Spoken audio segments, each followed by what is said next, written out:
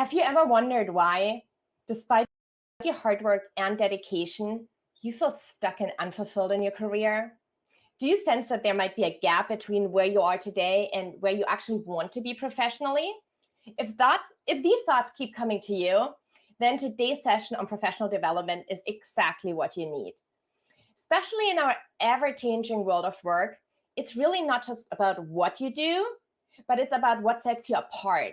It's about honing not just your skills, but also your professional presence, your ability to adapt, and your capacity to stand out in a very crowded field.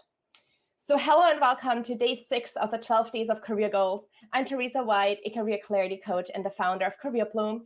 And I am so excited to be talking to Lorraine K. Lee today because she is a mastermind in the realm of professional development. We're going to be exploring how to supercharge your professional presence, the importance of staying updated with industry trends, and the art of balancing self-promotion and authenticity. So whether you're looking to elevate your leadership skills, enhance your communication skills, or just seeking that extra edge in your professional journey, this session is absolutely for you. Lorraine K. Lee is a renowned figure in professional development. She has over a decade of experience leading editorial teams at tech giants like LinkedIn and Prezi. She's the founder of Rise Learning Solutions and has been featured on Times Square, and she's recognized as a top LinkedIn expert in San Francisco. She is also a keynote speaker, a consultant, and 11 times LinkedIn learning instructor. I am so excited to welcome Lorraine to the 12 Days of Career Goals. Hello, thank you for having me, Teresa. Thank you, Lorraine, for being here. I am so excited to talk to you and learn so much about professional development from you. Yeah, such an important topic. It totally is. Before we dive right into this topic, I would love to start off because we're right in the middle of the holidays. We're actually only, a week away from Christmas. Yeah. You actually enjoy holiday baking? And if so, what is your go-to recipe for the holidays? Well, Teresa, I wish I knew how to cook well and I wish I knew how to bake well. So I don't really have a go-to, but I will say that recently for a friend's potluck, I made butter mochi, which is like the simplest thing that you can make. So I didn't mess it up, but that's probably the extent of my baking skills. That's amazing. Mochi are so popular in Hawaii. Like that's great, like yeah. what everyone Yeah. it's like super, super popular here. And I actually never made them myself. I should totally try. Yeah, it's if I can do it, anyone can do it. Oh, that is good to know because I'm right there with you. It's like I need the easiest ones. So let's dive right into the heart of today's topic. And I want to start off with asking you to share about some moments where you realized that hard work wasn't alone to advance in your career. Mhm. Were there any turning points in your life that led you to focus on skills like buy-in or promoting your work instead of just hard work? Mhm. Yeah, so the first promotion I ever got was when I was at LinkedIn and I was quite junior. And I was really great at executing and doing work. So I think that was a big reason that led to the promotion. And naturally, because I'm ambitious, after I got the promotion, I started thinking about, okay, how do I reach that next step? And I think once you're kind of in that mid-career professional space, I feel like that's when you really start seeing, or at least for me, that's when I started seeing, what's needed to reach that next level. In my work, I talk a lot about professional presence, which I define as how and where others see you. So you can be a really great worker and get work done, and your peers can know that. But if you're not being seen by the right people or in the right channels, that hard work, isn't going to really pay off because you need both of those elements. And so that's when I realized that, okay, there's things like soft skills that require you to get that promote or that contribute to you getting that promotion, to getting raises, things like that. So pretty early on in my career, that's when I noticed how important those things were. I love that you share that it was really early in your career that you noticed that, because for many people, we go through a lot of the longest time in our career and we work harder and harder and harder and no one is noticing. Yes. So I would love to hear from you. What can people do to supercharge their professional presence? I love that term that you're using. Can you elaborate on what it means and how you can effectively achieve that? Of course. So yeah, as I just mentioned, professional presence, I like to define it by two things. So it's how and where others see you. And I really believe after, all my years of experience, you can only succeed with both. So one without the other won't be able to advance your career. So there are a lot of things that can go into this, but I'll give an example of each. So for the how others see you portion, I talk a lot about building trust in organizations and how it's a really big missing piece. So when I was in corporate, people would always give me feedback during my yearly reviews and always comment on how reliable I was and how they trusted me as a coworker. And I did what I said I would do when I said I'd do it by. So it seemed really simple to me at the time, but a lot of people don't follow through like this. So that's how others saw me. Now for the where piece, I like to say that you want to be seen on platforms like LinkedIn. I often describe LinkedIn as the virtual office. So if people want to learn more about who you are as a professional, and your LinkedIn has no profile photo and it's very sparse and you don't have your experience, it's not going to leave a really great impression of you, right? So professional presence is really making sure you're leaving that really strong impression at all of those various touch points, whether you're interacting with coworkers or whether you are on LinkedIn or like in a meeting, for example.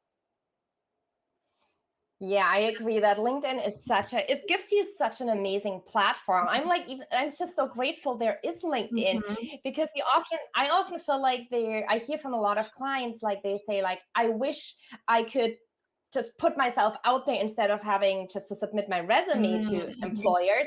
I wish they could just get to know me. Mhm. And then I always say LinkedIn is the space where this is about you. You can make it about yourself and Yeah. what want to be known Yeah. for, in your words, your professional presence. And you can put that out into the world and be known for what you want to be known. Exactly, and I think a lot of people, still kind of think of LinkedIn as that job site. I know this conversation isn't about LinkedIn, but I always like to say when I do talk about LinkedIn, that LinkedIn is really transformed to become a platform focused not just on jobs, but on content, community, and conversation. So there's really a huge piece that you can take advantage of. And of course, I was, one of the founding editors at LinkedIn, so I'm a very big proponent of posting content and just having those interactions and conversations. And I met you, Teresa, on LinkedIn, so just showing kind of the power that it can Yeah. have. It has an incredible power. Yeah, I met you. I met the most incredible people. This is something I never thought 10 years ago Yeah, that I would ever find on LinkedIn. yeah, Yeah, I was like, "Oh, it's just the place where you have your resume online," mhm, but it is so much more. It is exactly. really so much Yeah. more. And it's not so easy to stay on top of news trends and practices in any field. Mhm, What tips can you share, or what approaches can you share, how professionals can actually effectively stay updated and integrate those trends into their current work mhm. practices?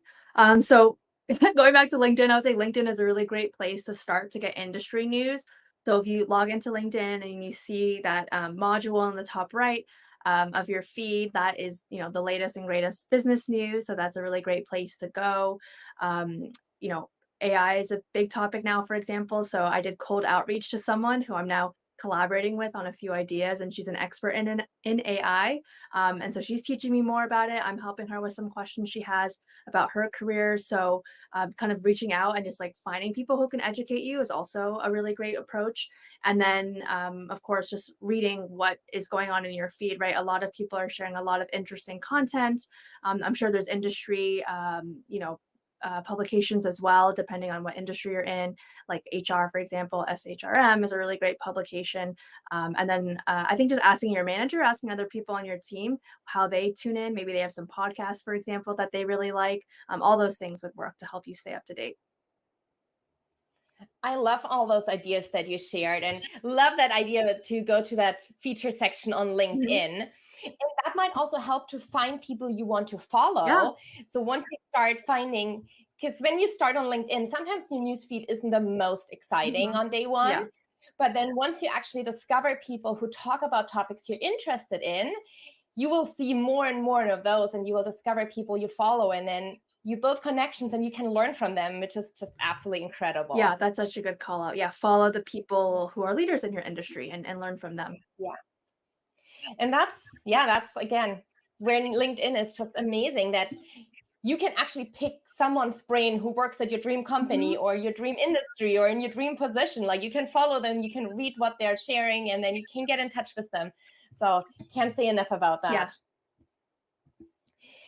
Um, Professional development can often be quite self-driven and is somewhat intangible. Mhm. How do you suggest that professional can actually set goals or measure their progress Mhm. in professional or in personal and professional development, Mhm. especially in those less quantifiable areas like leadership or communication skills? Mhm. Yeah, I'm really glad that you're asking that question because being able to measure is, of course, important. You want to see your progress, right? So there's a few ways that I think you can go about this. So the first one, if you're working at a company, is just to make sure that your manager is involved. So when I was at my last company, Prezi, we had to set professional goals and personal goals, and ideally, the personal goals would somehow link to something in the professional realm. And so I decided, working on a presentation company, I want to get more comfortable public speaking. And so I brought that to my manager. I asked if she was open to that being my goal. She was, on board. And so I was able to practice public speaking by doing speaking gigs outside of work and just connecting with other mentors and people like that and spending time reading and learning about it. So having your manager on board is a really good first step.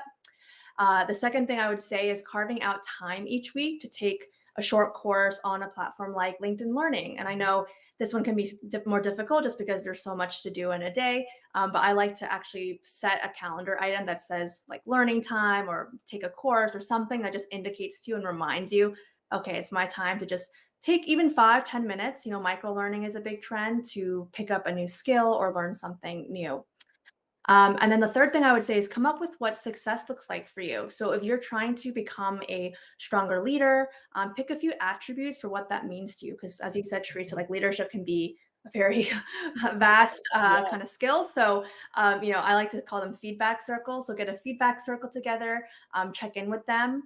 How am I doing across these key measurements of attributes? So, I want to feel, or I want to appear more confident, or I want to feel like, um, I want people to feel like I'm being transparent, or I want to be a leader with empathy. And so asking people very specific questions within kind of that broader umbrella topic will be a good way to assess whether you're making that progress that you want to be.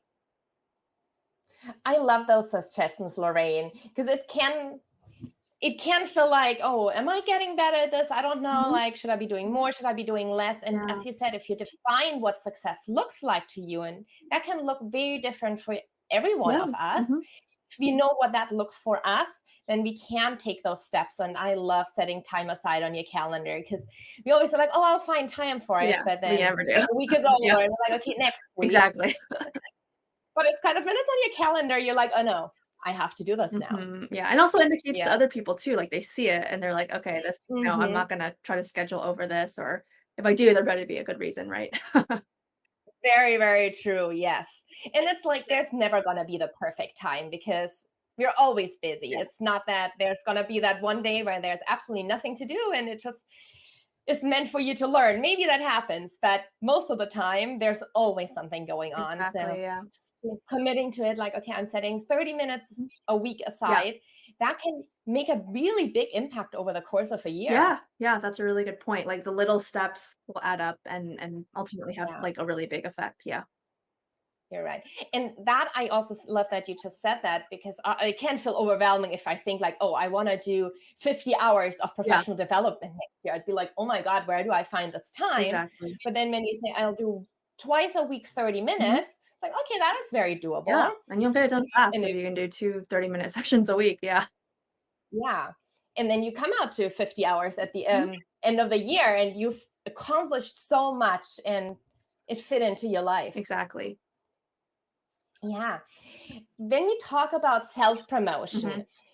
that can be seen as showing off or Mm, attracting attention. mhm, And I hear a lot of negative connotation from people with that mhm, who are saying they want to stay authentic to mhm. themselves. Do you have any advice for people who want to balance the self promotion with staying authentic to who they Mhm. are? And can you provide tips on navigating that delicate Of balance? course, and yes, I have been in those shoes, like, with that mindset before. For better or for worse, self-promotion is necessary if you want to advance. I'm someone who's introverted. I also come from a culture where you're told to do the opposite, not be loud, don't brag about yourself. So, over the years, thankfully, I've been able to come up with a few techniques that have worked really well for me and also help me still feel like I'm being genuine and authentic to myself. So the first thing I would say is when you are self-promoting, reframe your sharings as learnings. So you want to just show, okay, this is what we learned from this project. We might have gotten XYZ great results, and here's what we learned. And, we're sharing it with all of you because we're trying to help. We're trying to help the rest of the team, the rest of the company learn from what we did well or maybe what we did wrong, to kind of better everyone as a whole. The second thing I would say is tie it to the bottom line. I mean, I don't think a leader would ever complain seeing that hit certain marks that helped contribute to the bottom line of a company. And I think people would appreciate knowing, what you did to get there. And so anytime you can tie it to data and just, cold hard facts, I think that's always great as well. And then one thing I actually recently read about, Teresa, from HBR, is this concept of dual promotion. And it basically is when you call out what someone else did to help or support. People view you more favorably that way. So I might say, I worked on we saw great results for the marketing campaign, and Teresa did a really wonderful job interacting with our customers to get some case studies, for example. So I'm, showing great results, kind of leading the marketing campaign effort, but then I'm also calling you out, Teresa, for showing how you contributed. So that dual promotion and just showing that it's not just about me, but also, collectively the team doing well together. That also has been shown to just have people view you more favorably and not have it be seen as bragging.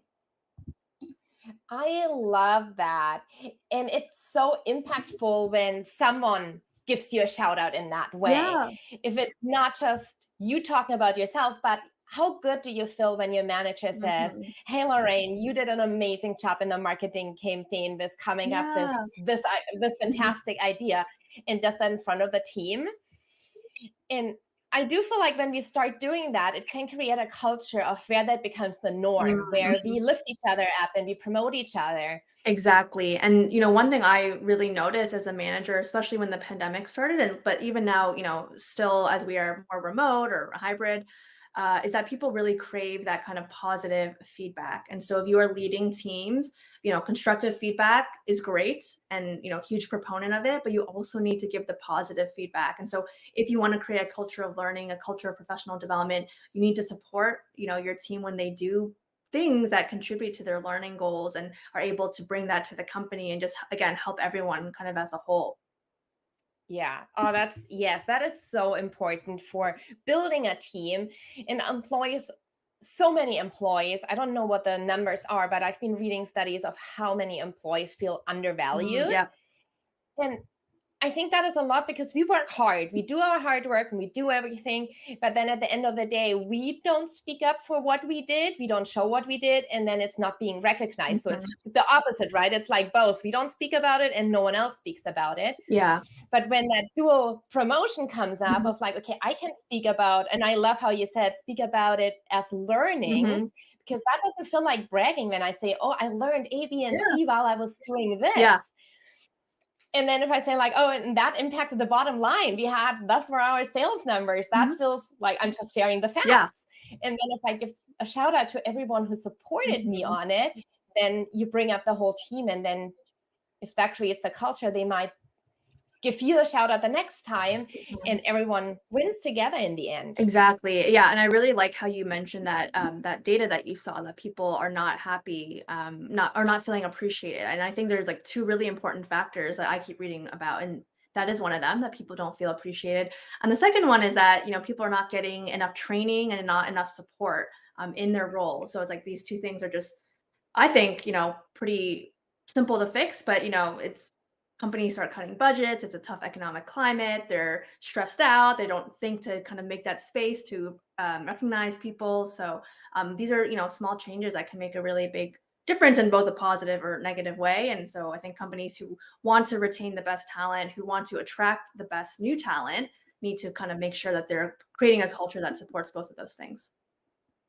Absolutely. Have you, and I'm curious, since you also, identify as an introvert, it is hard to take that first step and decide, like, I'm going to speak up for myself and my work now.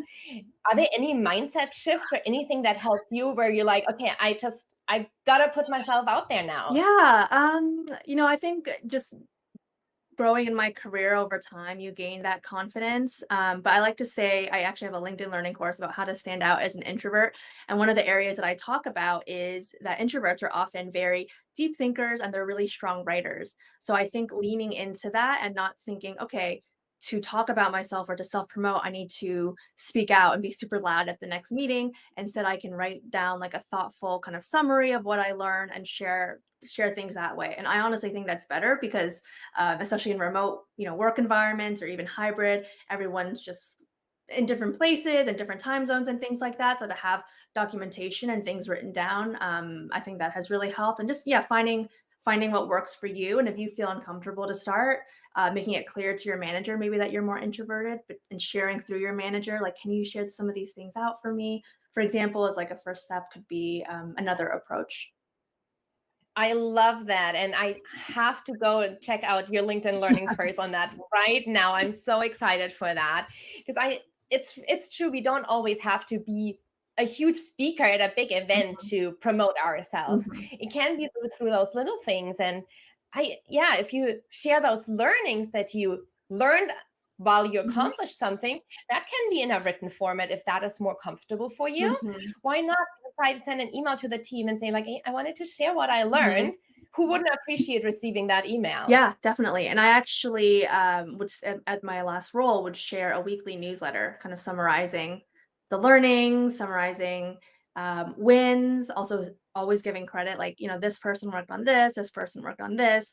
Later in the Slack channel, I would share the newsletter and just shout out people again. So just a lot of like positive reinforcement and also, yeah, sharing those learnings. I would have people who would Slack me and say, oh, did you, like engineers, for example, or data people, oh, did you know that we did this campaign like before you joined, or have you thought about this person to connect to? So it also just really helps kind of connecting the dots, especially as people again are different places, different time zones. It can be harder to connect and find those collaboration points. But yeah, sharing your learnings just has a lot of different benefits.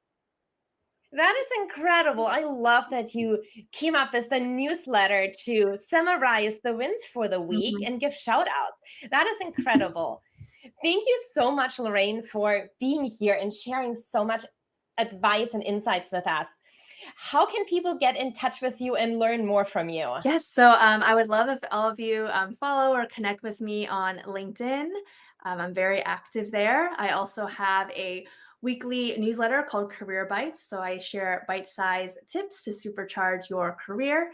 And then I also have my LinkedIn learning courses. So lorrainecayley.com/courses. You'll be able to find all of them there. And yeah, reach out anytime. I hope this was helpful for all of you. It was amazing to have you here, Lorraine. I am so thankful that you joined us today and shared so much of your wisdom with us. You gotta follow Lorraine on LinkedIn. She shares amazing posts, and I can't wait to check out your LinkedIn Learning. And definitely also make sure that you subscribe to her newsletter and get your weekly career bites. So thank you, Lorraine, for being here with us today. I hope that you're gonna have a wonderful holiday season. You too. Thank you so much for having me, Teresa. Thank you, All Lorraine. right, bye. Bye. Wasn't that absolutely incredible? The advice and insight Lorraine shared with us. It's been amazing to have her on the 12 days of career goals with us today, and I really hope that you've taken away a fresh perspective on professional development and how you can approach that in your career. Remember, this is just one of the many topics we're covering in the 12 days of career goals. We actually have 6 more days coming. So if you have not signed up for the 12 days of career goals yet, I highly encourage you to do so right now. You can either scan the QR code right here, or you can go to the 12 days of career goals. You can go to bit.ly/, the 12 days of career goals. And when you register for the 12 days of career goals, you're not just going to get the link to our daily amazing live event with top career experts, but you're also in the drawing to win a ultimate resume upgrade, which is a huge prize. I've never given away a resume before. I don't know if I'm going to do it again. So make sure that you enter to have a chance to win this amazing prize. Also giving away a one-on-one deep dive career coaching session. That is all about finding career clarity, where we're going to dive really deep and figure out what does that right next step for you look like. Giving away a standout LinkedIn profile to overhaul your presence on LinkedIn, as well as my amazing ultimate transferable skills guide. That is absolutely must-have if you are thinking about switching careers. Thank you so much for joining us today on day 6 of the 12 Days of Career Goals, and I can't wait to see you back here tomorrow.